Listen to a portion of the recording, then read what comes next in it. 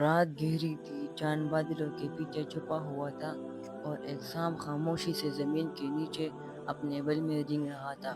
وہ ایک بات سوچ رہا تھا، آخر انسان اتنا خوش نصیب کیوں ہے؟ اس کے پاس نرم بستر ہے، سکون ہے، سایہ ہے، اور میں زمین کے نیچے اندھیروں میں رہتا ہوں۔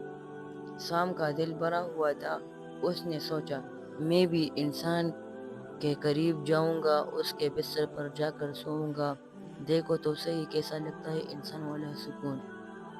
ایک نیک انسان اپنے بستر پر سو رہا تھا۔ چاندنی کی ہلکی روشنی کھڑکی سے آ رہی تھی۔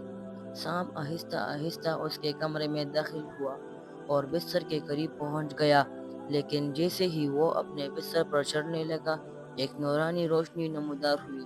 رک جا اے سانپ، یہ جگہ تیرے لیے نہیں، میں نے تجھے زمین کے اندر رہنے کے لیے بنایا ہے، انسان کے سکون کو زہر دینے کے لیے نہیں۔ سانپ لرز اٹھا۔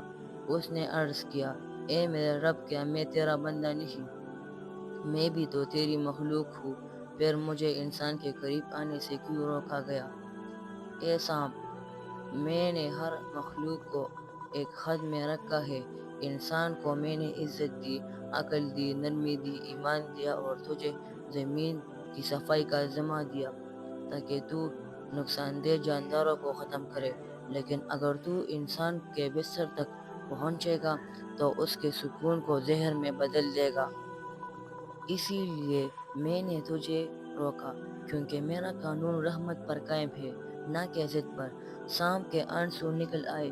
اس نے سر جھکا کر کہا، اے میرے رب، میں تیری حکمت کے سامنے سر تسلیم خم کرتا ہوں، اور وہ واپس اپنے بل کی طرف لوٹ گیا۔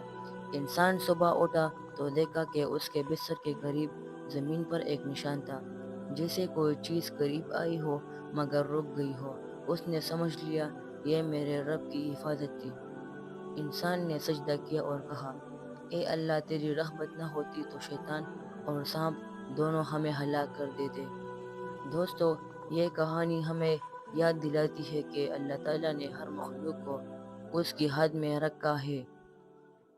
اگر انسان اپنی حد میں رہے، اللہ کے حکم کو مانے تو دنیا سکون میں رہتی ہے، لیکن جب کوئی مخلوق اپنی حد پار کرے تو زہر پھیلتا ہے، برکت نہیں۔